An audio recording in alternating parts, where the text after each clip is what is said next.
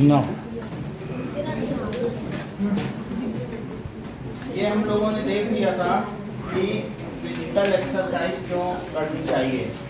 And से no to drugs.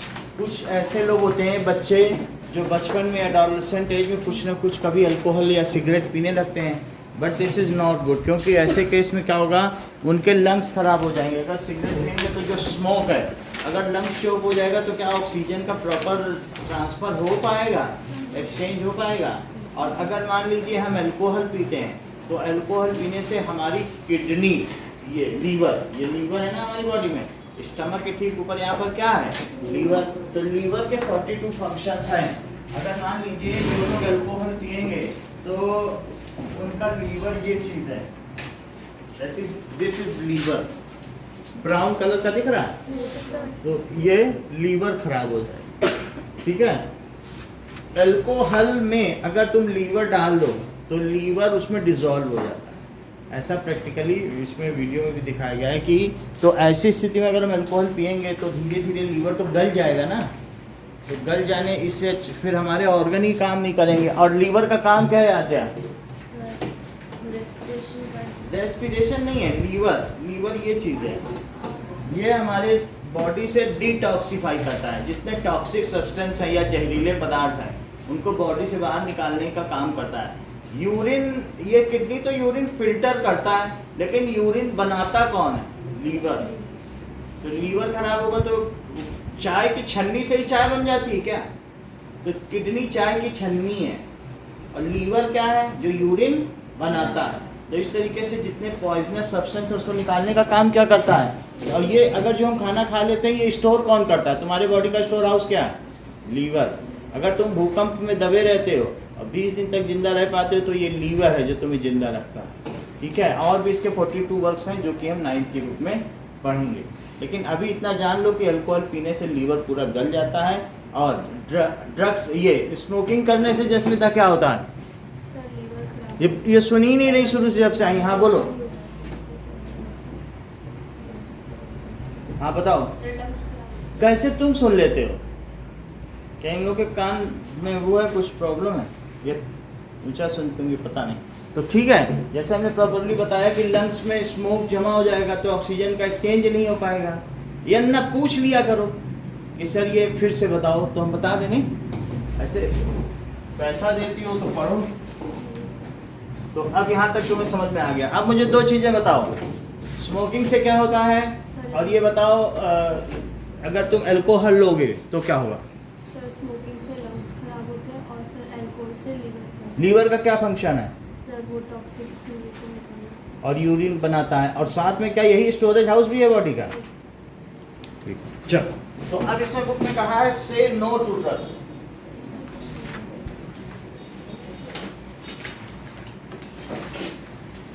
तो किसी भी नशीली चीज़ को हमें नो कह देना चाहिए। और जो लोग इसका नशे का सेवन करते हैं, मान लो अवैध है, कुछ लोग तो हीरोइन और इन सबको भी खाते हैं, तो उसके लिए एक नारकोटिक्स डिपार्टमेंट है।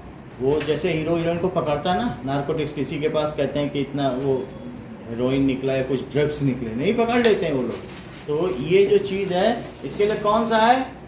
नशा निषेध विभाग, नारकोटिक्स डिपार्टमेंट। अब जरा देखो, adolescent is a period of much activity in body.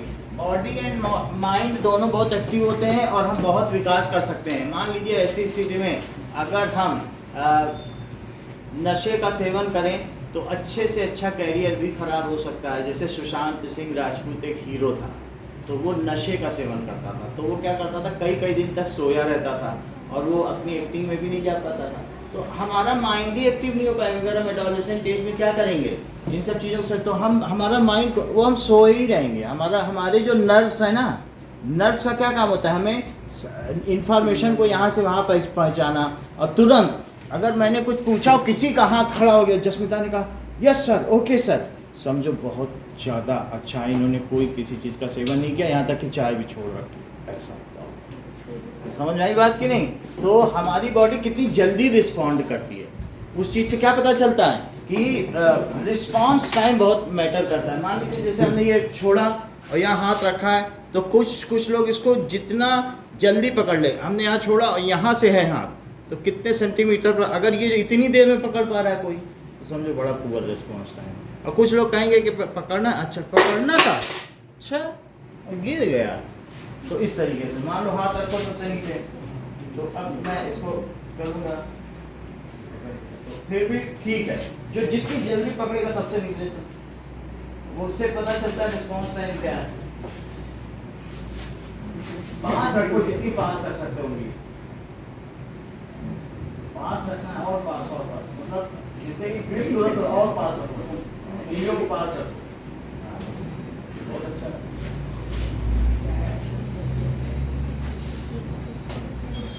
तो इससे पता चलता है रिस्पॉन्स टाइम पास रखना।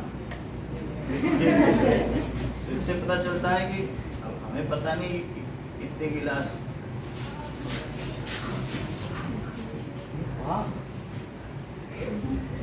तो बहुत अच्छा रहा प्रीतिका का। सबसे बढ़िया तो 5 ही सेंटीमीटर पकड़ लेते।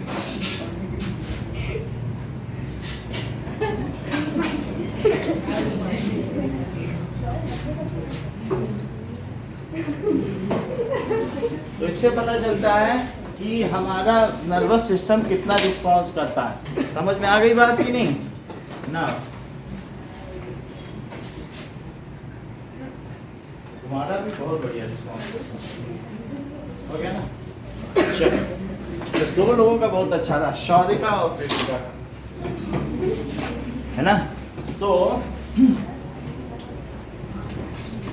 adolescence is period of much activity and it is a growing time, so drugs are addictive. Addictive का मतलब है once it is taken then our body demands it repeatedly and we have to take it. एक बार लेने के बाद body को लगेगा नहीं और लो, फिर पियो। जैसे इसी तरीके से चाय के साथ भी है, चाय लोग पीते हैं बट एक ये स्लो ड्रग है, बहुत ज़्यादा वो नहीं। लेकिन जैसे कभी क्या है, तुम घोड़े को थका हुआ चाबुक मार मार के चलाओ तो क्या घोड़े के लिए वो अच्छा है? जब हमारी बॉडी को रेस्ट चाहिए, कहते हैं अरे नींद आ रही थी 10 बजे चाय पी ली, अब फिर 2 घंटे और हमने लैपटॉप पे ऑफिस का काम किया, तो तुम्हें क्या ज़रूरत है? बॉडी डिमांड कर रही है रेस्ट की, तो रेस्ट दो। इस तरीके से हम घोड़े को चाबुक मार मार के खींचते रहेंगे तो घोड़ा जल्दी मर जाएगा। बात समझ आया?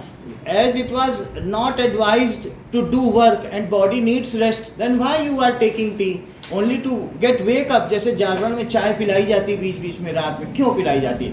कि हमारा शरीर सोने की कोशिश करता है। या रात में कहीं बारात में भी जाओ तो वहाँ पर देखोगे कि जहाँ पर सारा काम हो रहा होता है तो वहाँ भी चाय पिलाई जाएगी।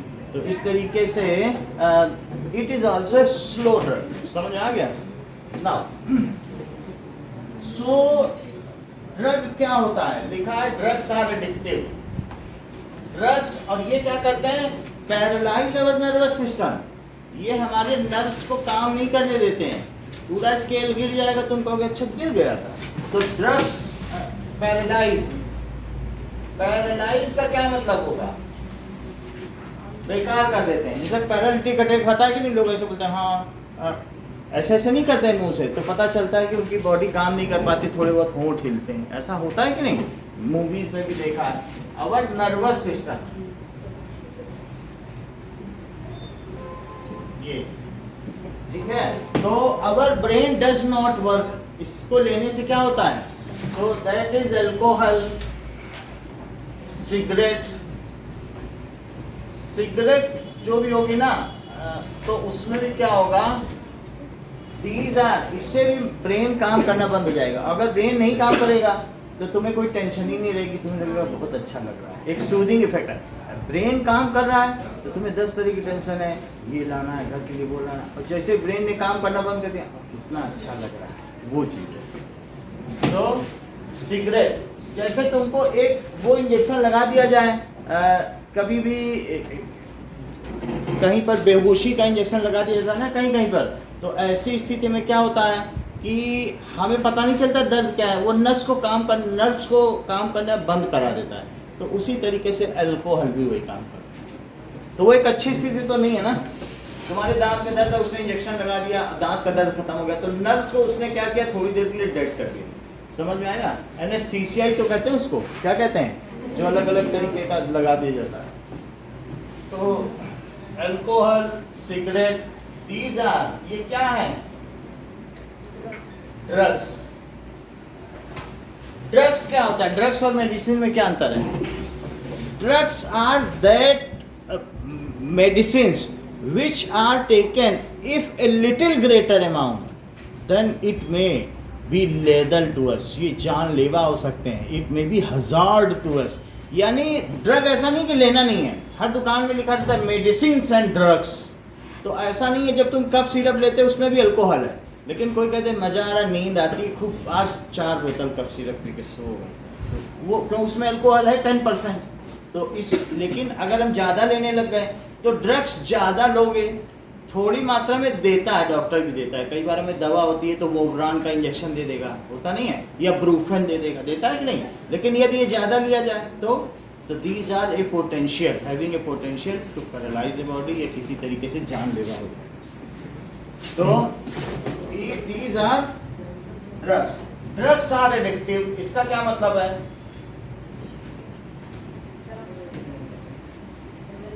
If once taken, इसका मतलब है if once taken then body demands again, है ना, and we get a habit of it. If once taken then body demands it again and again,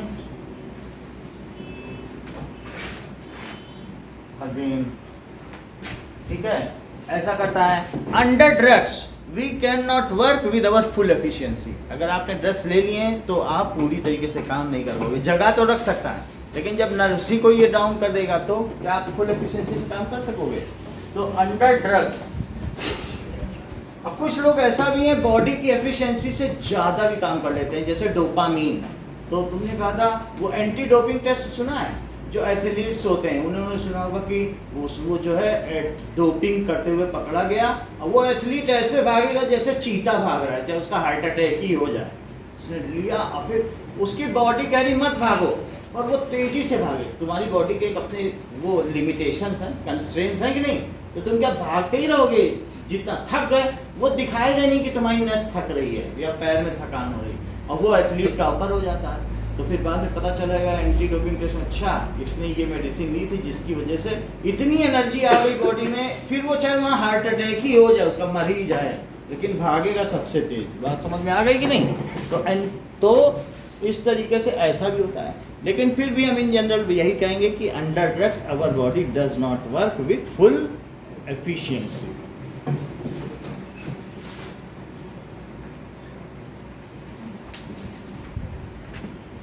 और ये हार्मफुल है, does not work with full efficiency. अच्छा, इस cigarette में tobacco होता है, और टोबैको में ऐसा कौन सा नशीला पदार्थ है जो पाया जाता है? निकोटीन। चाय में भी निकोटीन ही रहता है। समझ में आई बात कि नहीं? मात्रा कम ज़्यादा जरूर हो सकती है, लेकिन जो चीज़ें जो हमें नुकसान करी वो क्या है? निकोटीन। तो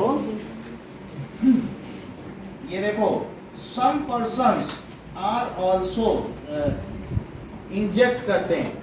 सो the person who are drug addict, जो नशाखोर होते हैं, दे रूइन देयर हेल्थ। वो अपने क्या करते हैं? अपने हेल्थ को ही बर्बाद कर देते हैं। तो ड्रग एडिक्ट्स का क्या मतलब है? वो ड्रग के बिना रह ही नहीं पाते। Drug addicts. रूइन का मतलब ये तो होता है नशाखोर, नशे के बिना नहीं पाएंगे। रूइन यानी बर्बाद करना। रूइन देयर हेल्थ, वे अपनी हेल्थ को खराब कर देते हैं, ठीक है। और यहाँ तक कि कुछ ऐसे भी लोग होते हैं कि किसी ने इंजेक्शन लगाया ड्रग्स का, फिर उसके बाद वहाँ सोए पड़े रह जाते हैं। तो सोए पड़े रहेंगे तो एक पुरानी पिक्चर आई थी जिसमें जीनत अमान थी, तो वहाँ सब लोग, पूरा शहर का शहर ड्रग लिए सो रहा है, और ऐसे झूम रहे हैं, ऐसे ऐसे हरे राम हरे कृष्ण कर रहे हैं, और लेकिन झूम रहे हैं नशे में ऐसा, और ड्रग्स ले रहे हैं। तो ऐसे में क्या होगा, उसने इंजेक्शन लिया, फिर तुमने लिया, उसमें से अगर किसी एक व्यक्ति को एड्स है तो तुम्हें मालूम है उसका सिरिंज इस्तेमाल करने से क्या दूसरे को भी एड्स हो जाएगा, क्योंकि सिरिंज एक्सचेंज, इसीलिए तो सिरिंज जो होता है इंजेक्शन को तोड़ दिया जाता है ना, सिंगल पर्सन यूज होता है। या कभी भी हेयर कट लोगे तो वो ब्लेड होती है, उसको वो यूज़ नहीं करते हैं दोबारा, क्योंकि सेम ब्लेड को यूज़ करने से क्या होगा, या शेविंग के में भी यूज़ करने से एड्स फैल जाता है। समझ में आ गई बात कि नहीं? ब्लड ट्रांसफ्यूजन से एक व्यक्ति में एड्स है, अगर उसका ब्लड दूसरे को चढ़ा दिया जाए तो भी क्या एड्स हो जाएगा? एड्स का मतलब एक ऐसी बीमारी है जो that is acquired immuno deficiency syndrome है। अगर हमें छींक भी आ जाएगी एड्स में तो हम मर जाएंगे, यानी हमें बीमार नहीं होना है। तो ये चीज़ बोले, उसने ठंडा पानी पी लिया था, एड्स था उसको, बेचारा मर ही गया। क्यों ठंडा पानी पिया उसने? गलत किया ना, ऐसे नहीं बोलते हम लोग। तो इसलिए एड्स में आप रिस्क नहीं ले सकते कुछ भी वो होने का। तो इसमें यह भी बताया गया है कि there are the chances of AIDS when drug addicts क्या करते हैं, शेयर इंजेक्शन। ड्रग लेते समय कई बार इंजेक्शन शेयर करते हैं ना लोग, इस यहाँ नस पे लगाते हैं ड्रग, तो उसमें क्या होगा, ड्रग एडिक्ट से एक का इंजेक्शन दूसरे 10 लोग लगा लिए, एक को उसमें एड्स है, तो क्या सबको एड्स फैल जाएगा? ये चीज़। तो कांगो में 1984 में वहाँ की 2% पॉपुलेशन को एड्स था, लेकिन अभी 85% को है, और हर साल 10 लाख लोग एड्स से मर रहे हैं, सिर्फ किस वजह से? Sharing of injection.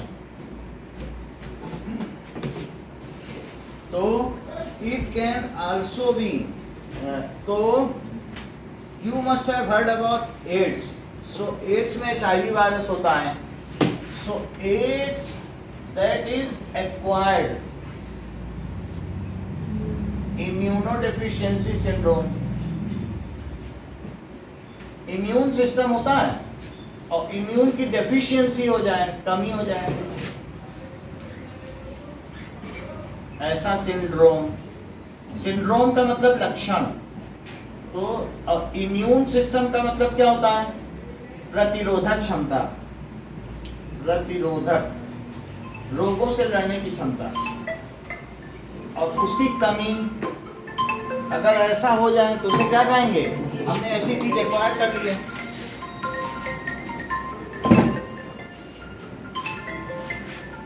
ठीक है, now it is acquired immunodeficiency syndrome. Okay, तो ये इज कॉज्ड बाय, ये किससे कॉज्ड होता है? Human immunodeficiency virus, HIV।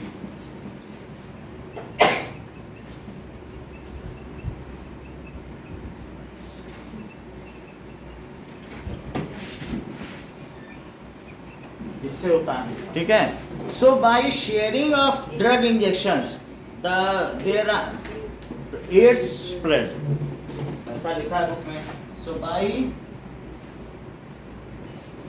Sharing of drug injection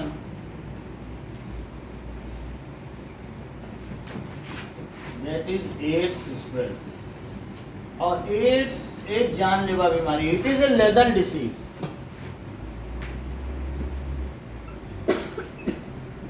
ads is lethal, ये जानलेवा है, तो हमें ड्रग्स का सेवन नहीं करना चाहिए। इवन एड्स इज ट्रांसमिटेड या transferred from mother to infant child. अगर किसी माँ के पेट में बच्चा है तो उस बच्चे को भी एड्स हो ही जाएगा। AIDS is transferred from mother to infant child. ठीक है,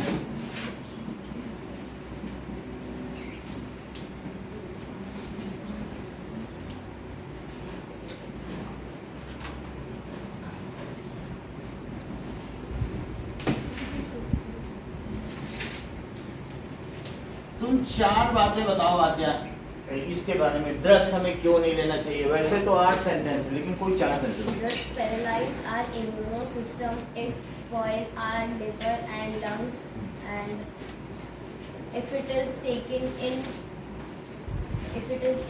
in more amount, Once it is taken in more amount, it will Once it is taken, then body demands it again and again. एक बार अगर ले लिया जाए तो body फिर इसे चाहिए। और एक लाइन होता है, चार बताओ दोस्तों। In this, our brain work very slowly. सही है, and we cannot work with full efficiency. Shreya बताओ चार चीज।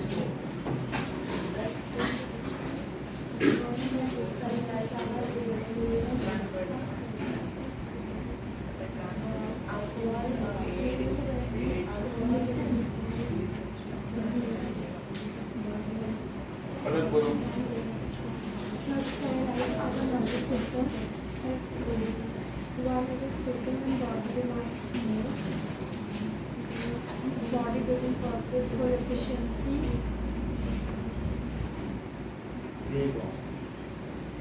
Drugs addict drain their health. क्या? Drugs addict drain their Ruin. बताओ कुछ। Drugs paralyze our nervous system. If once taken, then body demand again and again. Under drugs, our body does not work with full efficiency. Drugs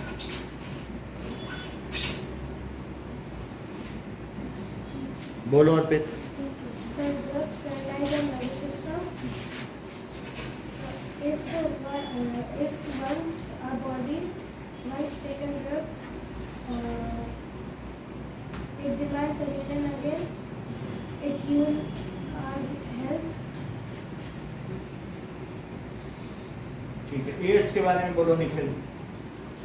AIDS says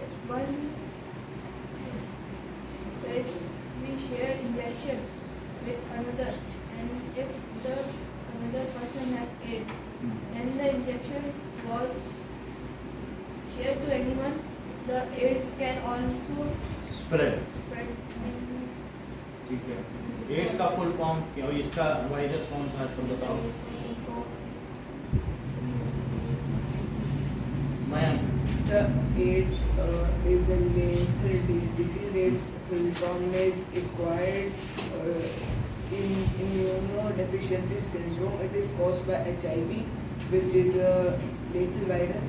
human Human immunodeficiency. Deficiency virus से हमने नहीं लिखा क्या? लिखा है It is caused by sharing of syringes, which are affected by drug injections, and it can be transferred by mother to infant. infant.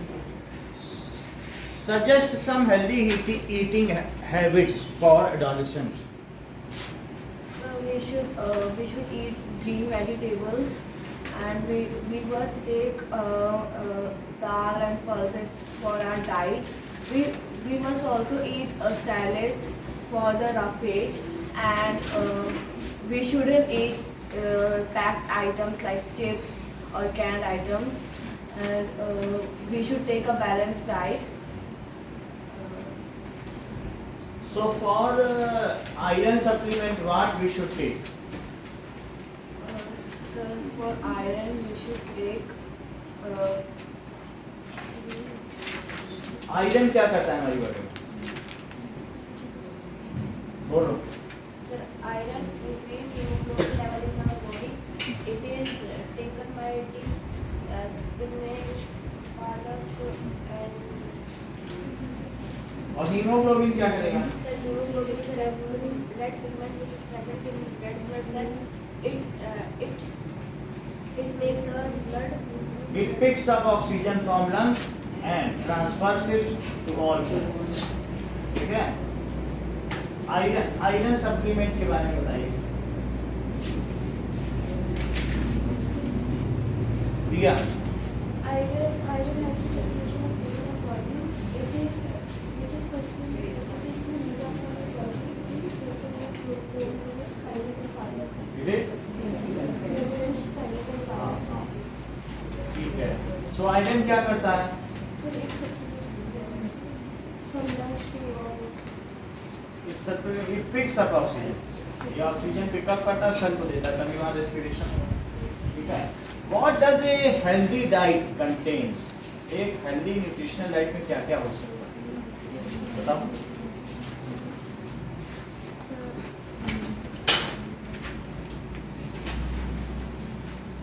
बोलो। Healthy diet में क्या क्या चीज हो सकती है, बोलो ज्योति। रितिका, आद्या। Carbohydrate, protein, vitamin and fat. Protein, carbohydrate का क्या काम है? प्रोटीन, फैट, थर्मल इंसुलेशन, बाहर के तापमान को और हमारी बॉडी के टेम्परेचर के बीच में एक दीवार है। बाहर कितनी भी ठंडी हो, अमरनाथ की यात्रा पे गए हो तब भी बॉडी में 37 डिग्री है, तो कौन थर्मल इंसुलेशन दे रहा है? फैट। यहाँ पर एक एडिपोज टिश्यू है, इसमें एक लेयर है, तेल की लेयर है, वो हमें क्या करती है? Thermal insulation. एडिपोज मतलब ये फैट तो एक ऑयल है ना, समझ में आ गई बात? विटामिन क्या करते हैं?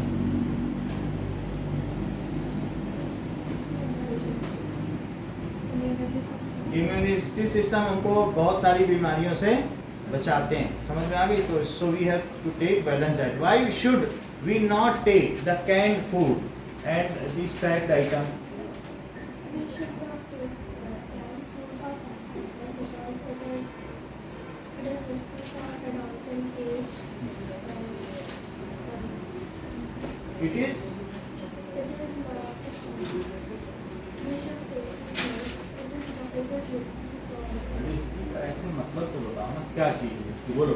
So we should not take packed items because they contain chemicals for storing them, and it is very dangerous As preservatives. as preservatives, and it is very dangerous for our adolescent stage.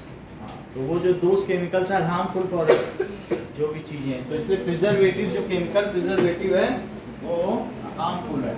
अब जरा देखो, कभी कभी ऐसा भी हो सकता है कि हम एडोलेसेंट है और हमारा मेंस्ट्रुएशन शुरू हो गया है, तो ऐसे में we have full potential of having motherhood, but our body is so tender, it is so अभी undeveloped to bear a child, क्योंकि अभी थाइज मजबूत नहीं हुए हैं या अभी हमारा धीरे यूट्रस उतना मजबूत नहीं हुआ। लेकिन ऐसे सेम केस में अगर एडोलेसेंस प्रेगनेंसी, नीचे देखो एक हेडिंग लिखी है एडोलेसेंट प्रेगनेंसी, तो तब क्या होगा?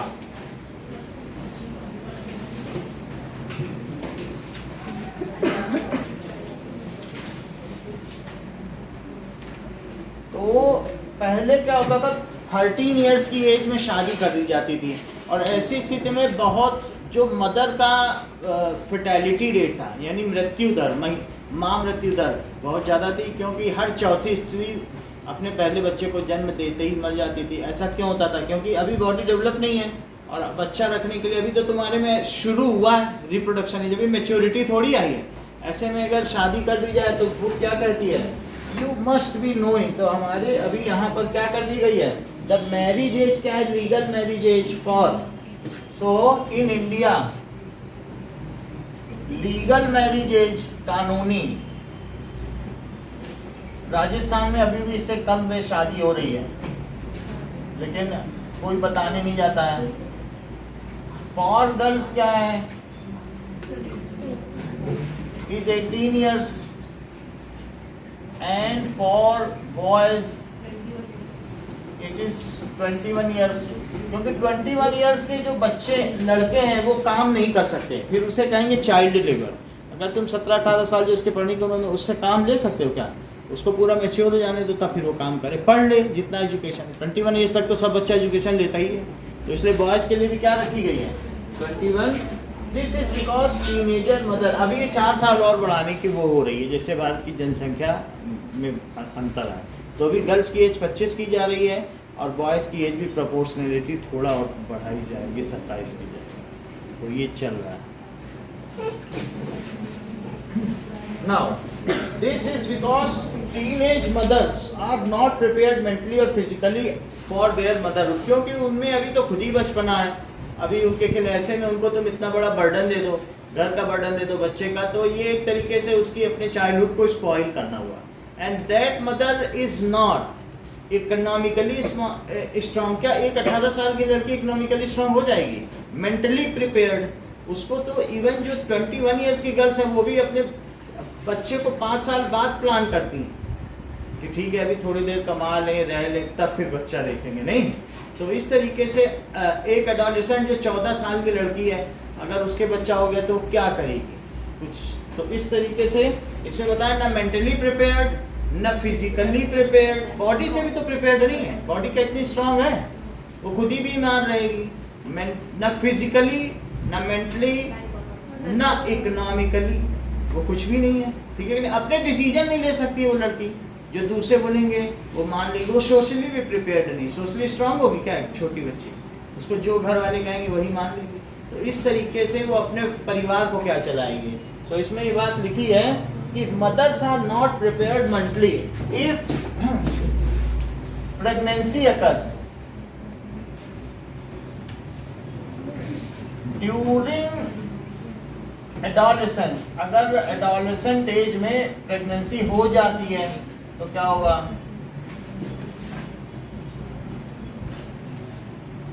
Age, then girl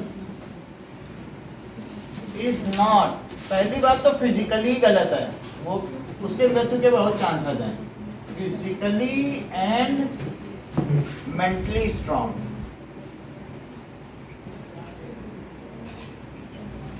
there is also a risk of life, तो जच्चा की मृत्यु के चांस हैं, जच्चा और बच्चा दोनों सुरक्षित रहने चाहिए कि नहीं, जच्चा माँ को कहते हैं, जो जन्म दे वो जच्चा और जो पैदा हो जाए बच्चा, है बात की नहीं, तो अस्पतालों में पड़ा होगा जच्चा और बच्चा दोनों की देखभाल हो।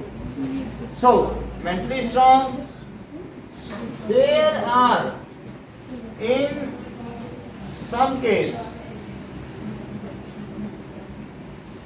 There is in some cases क्या होगा, there is risk of life for mother,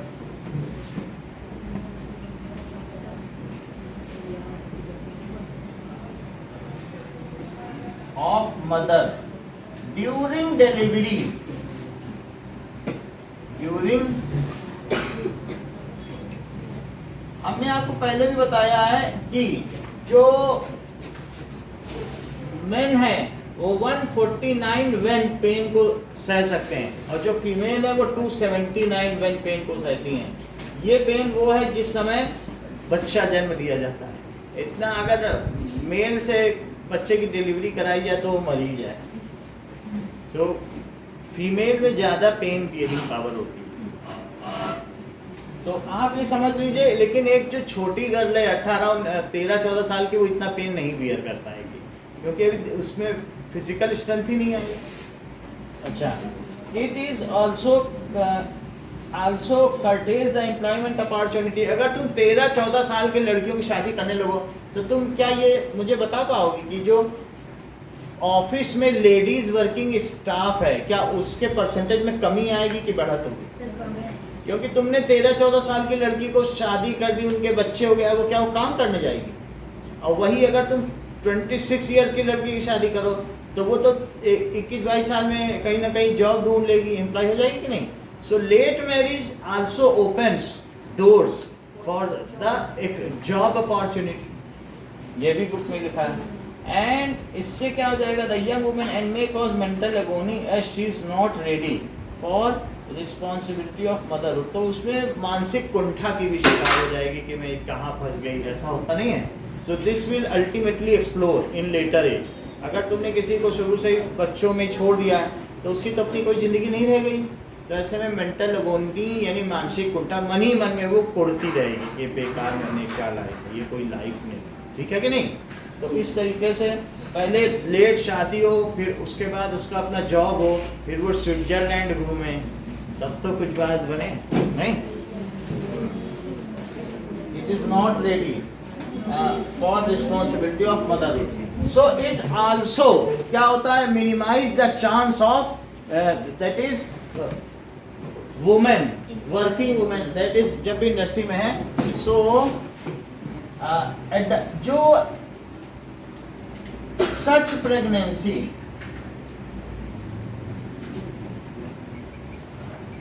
also minimize chance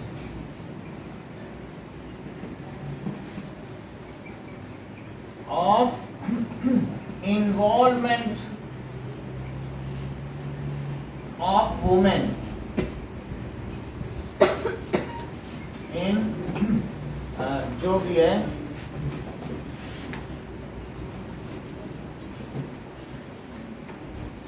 minimize the chance of women employment वैसे डाल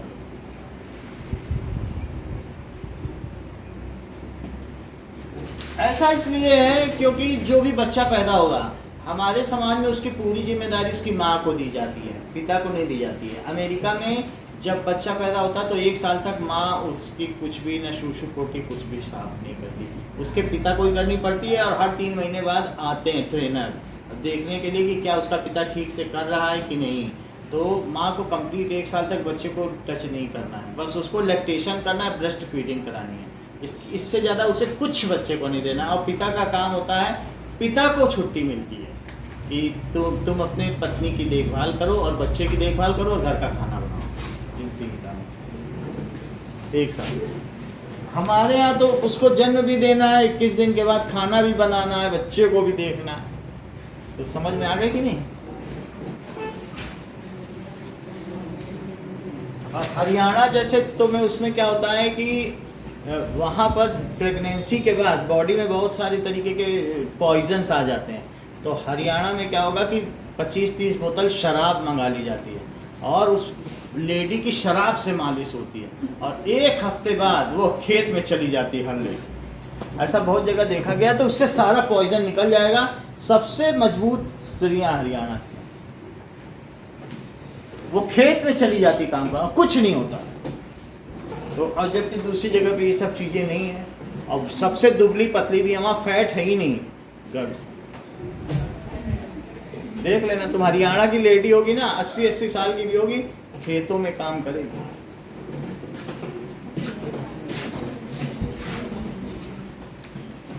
अब सृष्टि को इतना पता नहीं है, हरियाणा की होती तो मालूम होता इसको। ये तो सिरसा की कहाँ की सीकर, कहाँ सोनीपत। चलो, now let us come to exercises। हमारे यहाँ जो एयरफोर्स में थे वो लोग ये करते थे, वो कहते थे हमारे यहाँ डिलीवरी हुई है, विस्की की ज़रूरत है तो 10 बोतल 15 बोतल ले कहते थे घर में ज़रूरत है।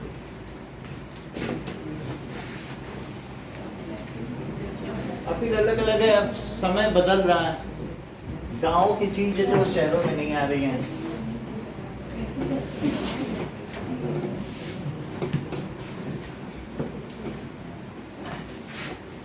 Now exercises पे आइए।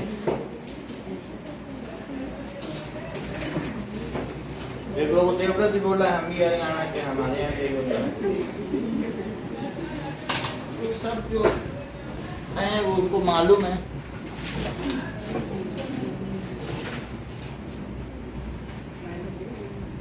Now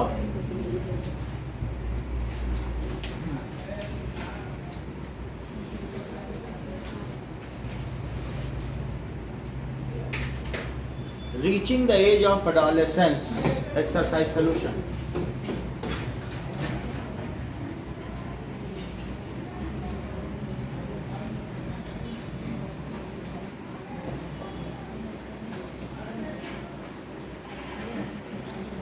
What is the term used for chemical secretion of endocrine gland responsible for change taking place in the body? तो that is जो secretions होता है और जो हमारी बॉडी में चेंजेस करता है, तरह तरीके की चेंज करे, ग्रोथ कर दे, या हमारी बॉडी का फिजिकल स्ट्रक्चर या सेकेंडरी सेक्सुअल कैरेक्टर डेवलप कर दे, या और कोई इमरजेंसी सिचुएशन से बचाए, उसे क्या कहते हैं? हार्मोन।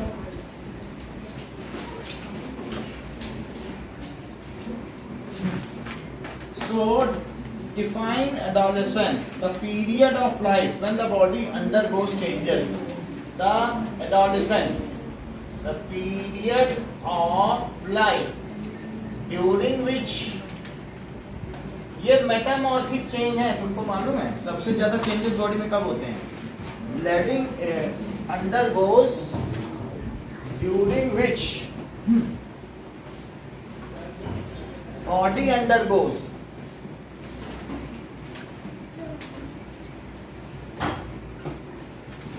Drastic changes. बॉडी में कैसे चेंज हो? Major changes.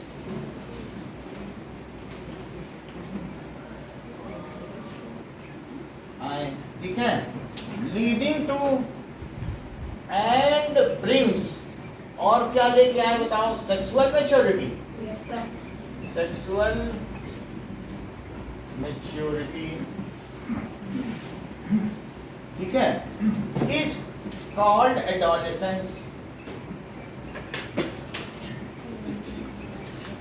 It is from 11 to 11 साल से ही आने लगती है, 11 to 19 ईयर्स। गर्ल्स में 11 ईयर्स में आने लगती है, बॉयज में 13 ईयर्स में ये मैच्योरिटी आती है। गर्ल्स में 10 साल में ही प्यूबर्टी आने लगती है, और जो ब्रिटेन और ये सब जगह वहाँ तो 8 साल में आती है। ये बहुत चिंता का विषय है उनके लिए, क्योंकि अगर प्यूबर्टी शुरू हो गई तो फिर बॉडी की ग्रोथ रुक जाती है। जो लड़कियां बहुत खुशनसीब है जिनकी प्यूबर्टी लेट हुई है, फिर बॉडी उतना, देखो या तो शरीर की एनर्जी प्यूबर्टी पे जाए या मेंस्ट्रुएशन पे जाए, या शरीर की एनर्जी किस पे जाएगी? बताओ, ग्रोथ पे। जिस पेड़ में फल लगने लग जाए, समझो अब वो ग्रो नहीं कर सकता, और जिस पेड़ में फल देर से लगे तो क्या होगा बताओ? ग्रो करेगा। कभी भी तुलसी का पेड़ हो या कोई भी पेड़ हो, उसमें फूल या फल आने तुरंत काट दो अगर तुम्हें पेड़ बढ़ाना, नहीं तो सारी एनर्जी वो फल को दे देगा। बात समझ में आई कि नहीं? तो क्योंकि ज़्यादा एनर्जी चाहिए उस चीज़ को, तो एनर्जी तो उतनी ही है बॉडी में। तो यहाँ क्या ये कब से कब तक होती है शौर्य? सही है, फ्रॉम 11 to 19 ईयर्स। बॉयज में लेट प्यूबर्टी होती कि गर्ल्स में? चलो, what is menstruation? Explain. So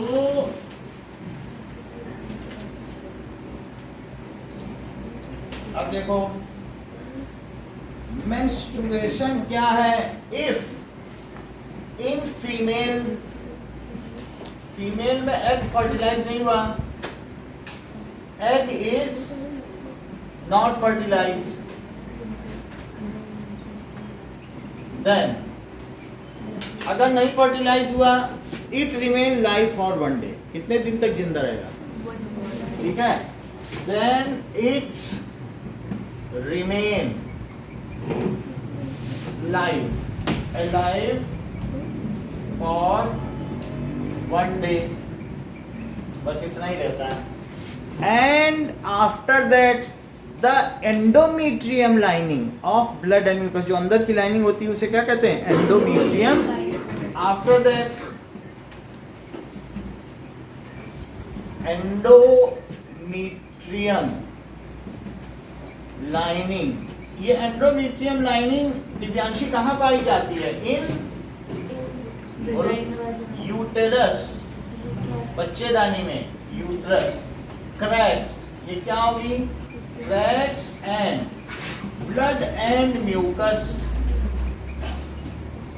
flows out through vagina.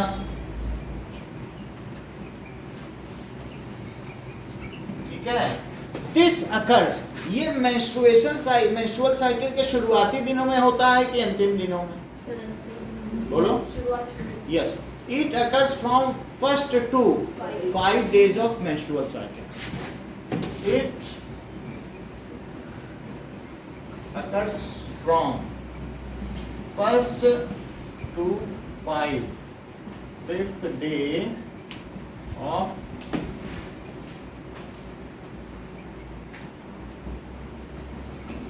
and called, और इसे क्या कहेंगे? menstruation. इसको menstruation कहेंगे। Okay. Now list changes in the body that takes place puberty के समय में क्या क्या होता है, तो हम लोगों ने देख लिया था क्या चौथा क्वेश्चन कवर कर दिया था? दिस चेंजेस, Yes, तो sir. Changes in boys during puberty, changes in girls during puberty, यही दोनों लिखना है. Changes in boys during puberty, ये तो कवर हो गया. और changes in girls during puberty, ये भी मैंने कवर कर दिया है. 6, ये तो 4 हो गया. 5th, prepare a table having 2 columns depicting names of endocrine glands and hormones secreted by them. तो अब हम एक तरफ लिखेंगे एंडोक्राइन ग्लैंड एंड दूसरी तरफ हार्मोन का नाम. तो सबसे पहले मुझे बताइए पिट्यूटरी ग्लैंड क्या करेगी? Growth hormone. Growth hormone. Next is thyroid gland, thyroxine. अच्छा, pancreas,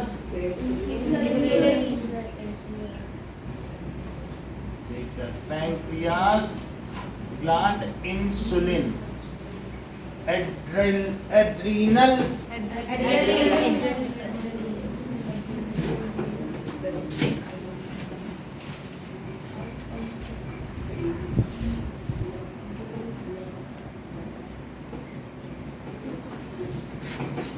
that is adrenal gland,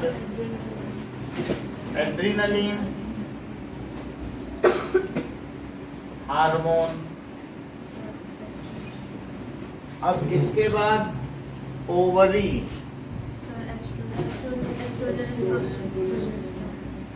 and progesterone और टेस्टिस, टेस्टोस्टेरोन. ये आपको लिखना ही पड़ेगा कि female and male, in general बात कर रहा है. आपको इसमें फर्स्ट, सेकंड, थर्ड और फिफ्थ करना है.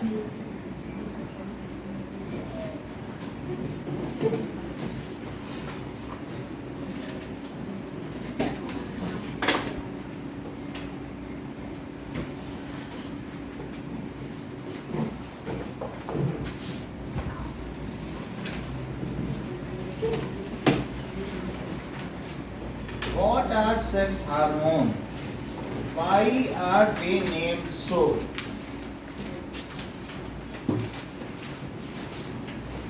The hormones which brings secondary sexual character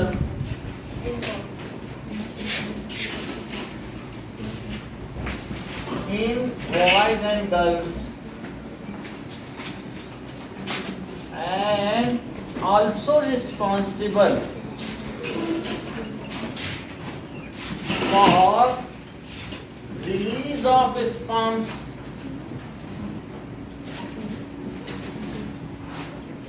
in boys and release of ovum in girls.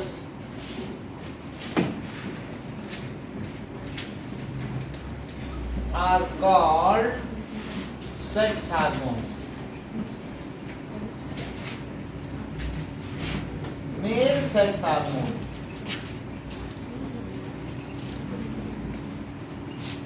is testosterone.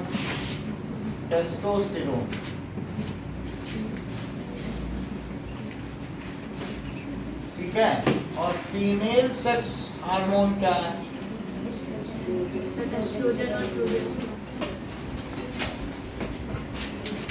Is estrogen and progesterone. Now function भी लिखा गया है. So it causes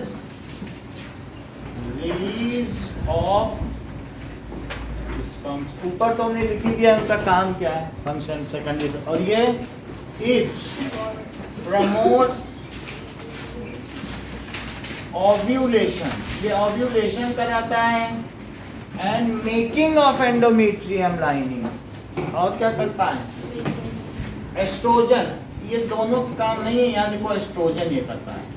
एस्ट्रोजन क्या करेगा, promotes ovulation and making of endometrium lining.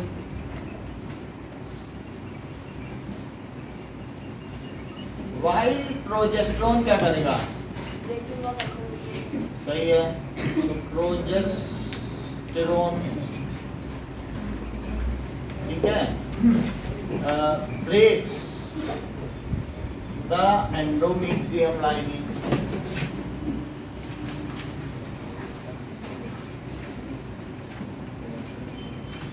When egg is not fertilized, egg is not fertilized, तो उसको तोड़ देगा क्योंकि उसकी आवश्यकता नहीं है। अगला देखो 7th क्वेश्चन के ऑप्शंस बताओ कि adolescents should be careful about their eat because proper diet develops their brains, proper diet is needed for rapid growth। Second है, तो ए का सेकंड है।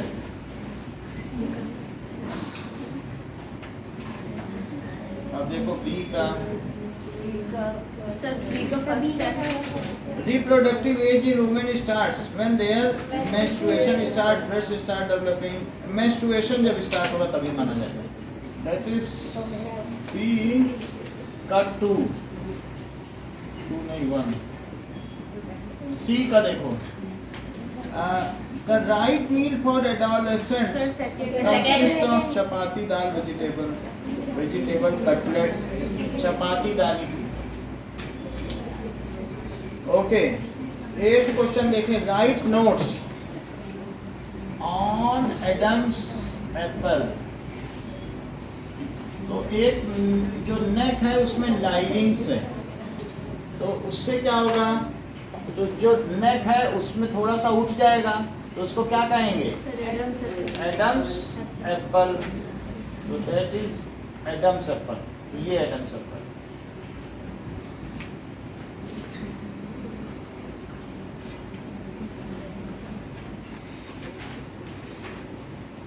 Now, during puberty, there is the voice changes in boys. During puberty, तो boys voice, बात नहीं करो, becomes deeper, वो कैसी हो जाएगी, and crack भी हो जाएगी। अब उसमें वो मेलोडी नहीं रहेगी जो बचपन में बच्चे मीठा बोलते हैं, क्रैक हो जाएगी। इसकी वजह से क्या होगी, क्योंकि जो लैरिंग्स बॉक्स है लड़कों में, इसके अंदर एक वॉइस बॉक्स है, यहीं पर क्या है बताओ, वॉइस बॉक्स है। तो ये जो वॉइस बॉक्स है ये मोटा होता चला जाएगा, इसको लाइरिंग्स कहेंगे, ठीक है। तो लाइरिंग्स, लैरिंग्स बोलो, लैरिंग्स। और ये आपस में फड़फड़ाएगा, जब ये फड़फड़ाएगा, अभी 2 पेज को हमने फड़फड़ाते हुए बताया था कि नहीं तुमको, तो क्या होगा बताओ, ये अगर मोटा हो गया, ये चीज, तो वॉइस बॉक्स मोटा अगर है तो लड़कों में मोटा होगा, और गर्ल्स में क्या होगा, और ये लंग्स तक जाएगा और इससे हवा निकलेगी, ये समझो ऐसे। और इससे इसके जो नैरो पोर्शन है उससे क्या आएगा, हवा आएगी कि नहीं लंग से, और ये फड़फड़ करेगा। सो क्रैक एंड लैरिंग्स बॉक्स क्या हो जाएगा, बिकम्स, बल्ज आउट हो जाएगा और लार्जर। एंड वॉइस बॉक्स को कहेंगे लैरिंग्स, becomes larger. It is also visible ठीक है, फ्रॉम आउटसाइड एज रेज्ड नेक, जो नेक होगा तो उसमें भी निकला हुआ दिखाई पड़ेगा, जिसे क्या कहेंगे, एडम्स एप्पल, ठीक है। इट कम्स आउट फ्रॉम नेक, ये नेक से बाहर आ जाता है, comes out from neck and called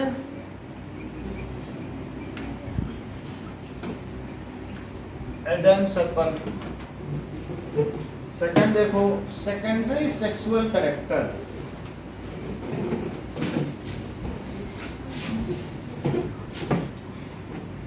तो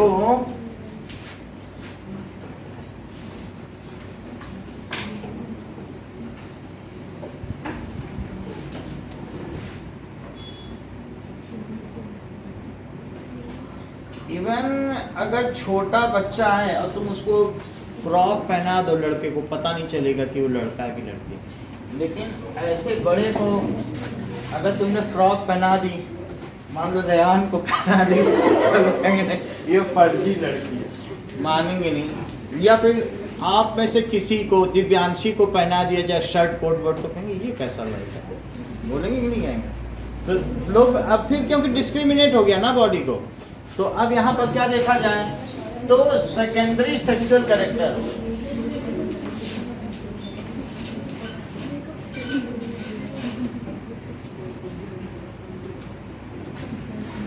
तो क्या होगा, the features in adolescence, body feature changes in boys and girls and now they can be discriminated या differentiated from outside.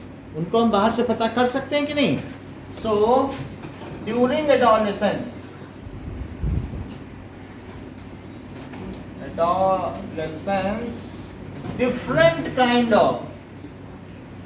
different kind of external features या external या physical features develops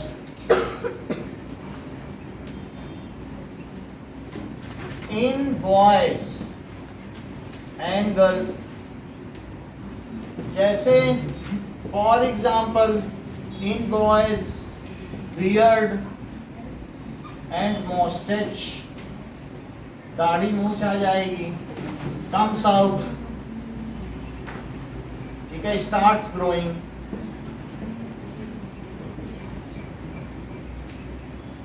body hair आने लगेंगे, grows, body becomes muscular,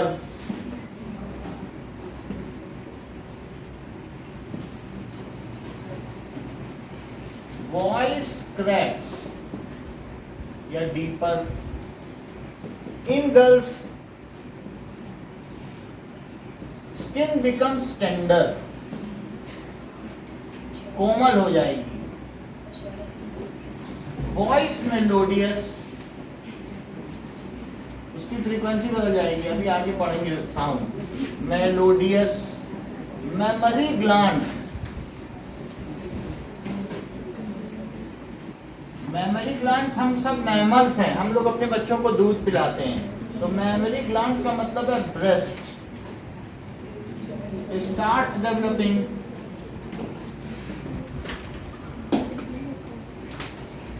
fat get deposited in thighs, thighs मोटी हो जाएगी, fat get deposited in on thighs. Jasmita, क्यों ये फैट डिपॉजिट हो जाता है? जब न्यूट्रिएंट्स नहीं बचे उसको कैरी करने, सही बात, ऑन थाइज। तो ये सब सेकेंडरी सेक्सुअल फीचर्स हैं। ओके, नाउ आपको सेक्स हार्मोन 6th क्वेश्चन करना है और 7th क्वेश्चन करना है। 7th में एक और भी दिया है, sex determination in, sex determination के बारे में लिखो।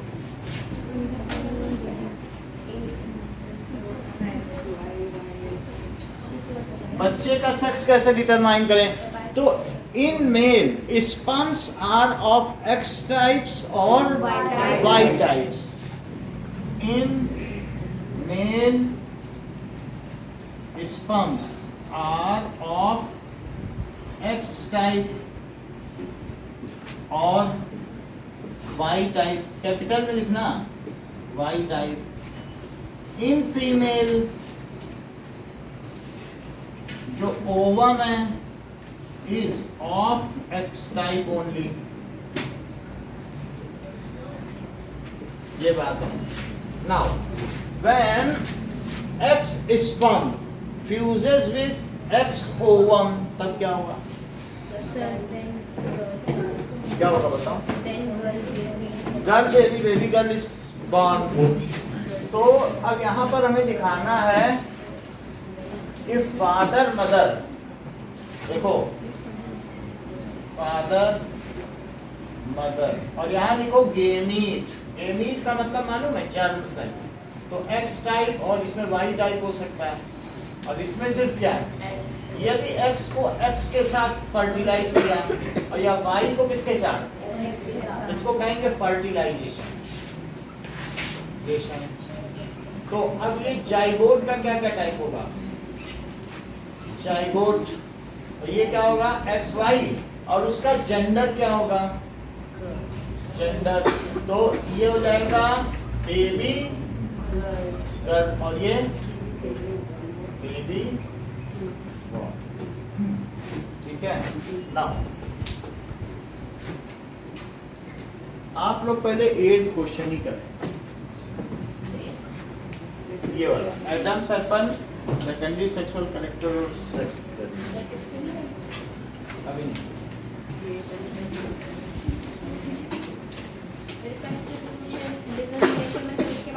हाँ, इतना लिख के फिर ये वाला तुम्हारा फुल माना जाएगा.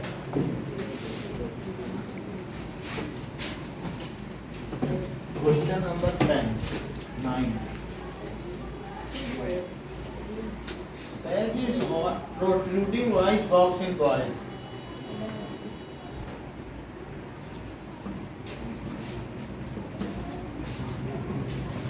In boys, that is Adam's apple. Second, glands without ducts. जिसमें छेद ना हो. डक्ट का मतलब होता है होल. तो ऐसी चीज को क्या कहेंगे? Plants without ducts endocrine plant है. तो चार नंबर को क्या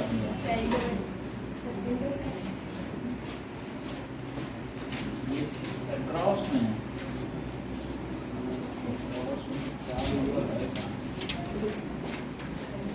एंडोक्राइन. देखो एंडोक्राइन. इसमें डक्ट होना भी नहीं चाहिए क्योंकि इसे बाहर थोड़ी सेक्रेट करना है. इसे तो ब्लड में करना है. तो बाहर डक्ट होगा तो बाहर गिराएगी. तो हमें मालूम है कि जैसे हम लोग की ये टंग है तो टंग में बहुत सारी डक्ट होती हैं. इसमें से सलाइवा भरा हुआ है. तो इसको क्या कहते हैं? जिसमें डक्ट होगा वो एक्सोक्राइन है. तो उससे सलाइवा निकलेगा कि नहीं? और डक्टलेस ग्लैंड को क्या कहेंगे? जो ब्लड में ही डाले. वो तो उसको बाहर तो गिराना नहीं है. तो उसमें क्या कहेंगे? ये जैसे है गाल ब्लैडर, ये डक्ट है. तो ये किसमें खाना गिरा रहा है? ये स्टमक में. ये जो इंटेस्टाइन, ये डक्ट. ये पैंक्रियास का मतलब ये लीवर के अंदर एक डक्ट है, गाल ब्लैडर. डक्ट का होना या डक्ट का ना होना. अब ये चीज क्या है? Endocrine gland attached to brain. Gland attached to brain, जो ब्रेन से अटैच हो. पिट्यूटरी ग्लैंड है. और सेक्रीशन ऑफ एंडोक्राइन ग्लैंड को क्या कहते हैं? सेक्रीशन ऑफ, बात ना करो, एंडोक्राइन ग्लैंड. इसे क्या कहेंगे? हार्मोन. फिर फीमेल हार्मोन कौन सा है? अब उसमें लिखा होगा वो अक्रॉस में क्या लिखा है 10 पे करो, दैट इज एस्ट्रोजन। एस्ट्रोजन पे ये बना हुआ है वो। मान लीजिए मैं इसे ABCDE करूँ तो इसे आपको फिल करना है बस। मेल हार्मोन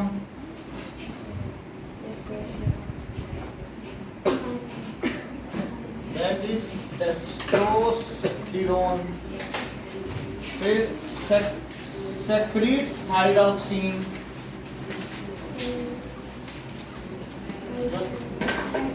थायरॉक्सिन को सेक्रीट करें, थायराइड ग्लैंड। फिर another term for teenage, another term for teenage, that is adolescence। फिर hormone reaches here through blood stream, ये क्या है, क्या चीज है? हार्मोन रीचेस हियर, फिफ्थ देखो, फिफ्थ कहाँ लिखा है, हियर। फिफ्थ में क्या हो सकता है, through blood stream, 9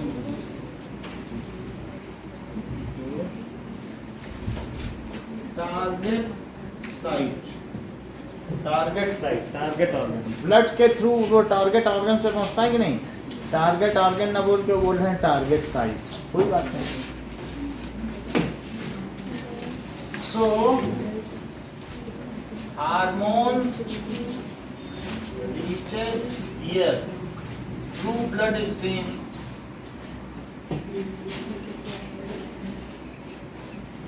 that is target site। next is voice box को क्या कहेंगे, voice and term for changes at adolescence। 7 number देखो क्या है, puberty,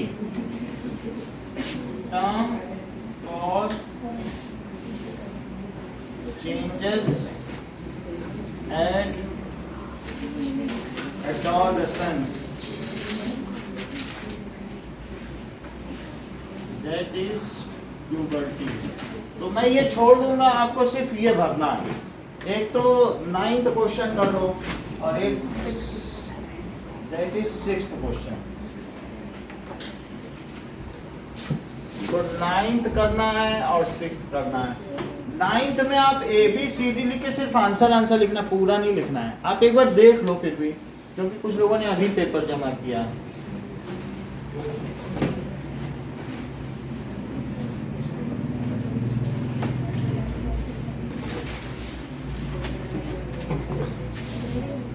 देख लिया।